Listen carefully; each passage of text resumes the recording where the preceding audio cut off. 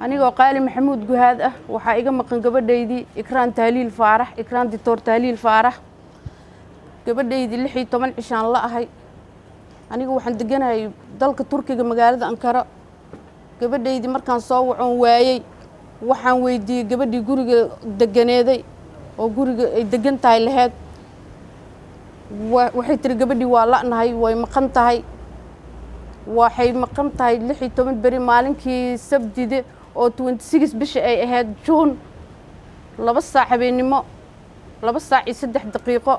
gabadhii baxday oo iyadoo laptopkeeda wadata guriga ka baxday gabadhii ayada iskama bixin kolba dantay u baxday qofkii ay isku aaminto qofay taqaan u ahaa oo qaaday gabadhaydu waa gabar yar oo wax barato wadankan inay shaqo ka qabsato u timiday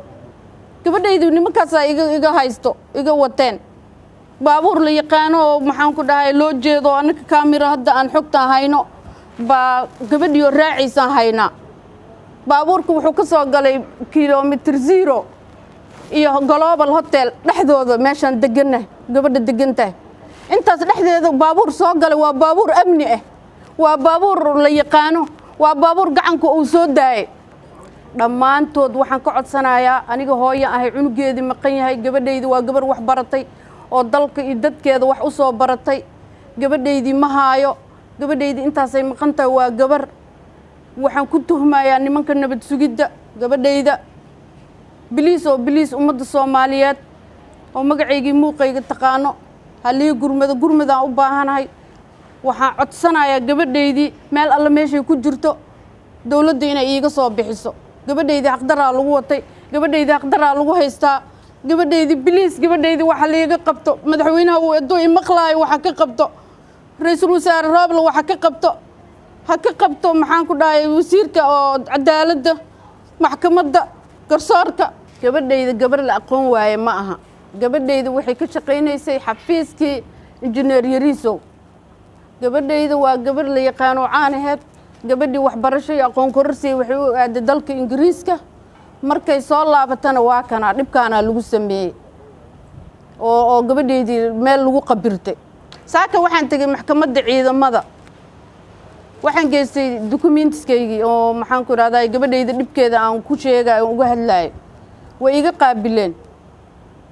marka aniga wax in lay qabtaan rabo gabadhayda sida ugu dhaqso badan meeshii ku jirta laga soo bixi gabadhayda meel dheer ma jirto ma dhoofin baasaboorradeedii ana haayo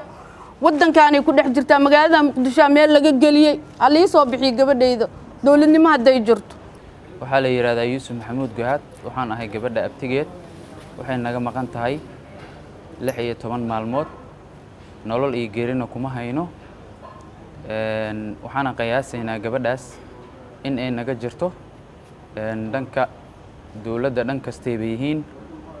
qofka bini aadamkaana 24 saac wixii ka badan in la wareysto hadii uu dambi leeyahay la yiraahdo dambigaas uu leeyahay adoonsan lahayn la soo deeyo waxaan marka anaga aan sheegaynaa gabadheena inay si xaq darro ah ugu haysto waxaan ka codsanaynaa ummadda islaamka ah meel kasta ay joogaan in ay nala baadi goobaan gabadhaas ikraan tahliil faarax oo aan ahay abtigeed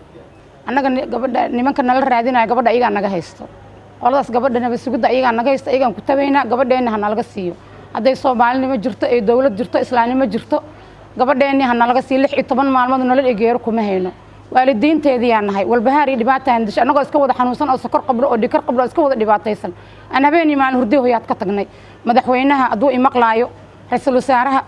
gudoomiyaha gobolka ra'iisul baarlamaanka wasiirka amniga intaas waxaan ka codsanaynaa gabadheena inay cadaalad degdeg hesho oo gabadheena meesha ay ku jirto aan helno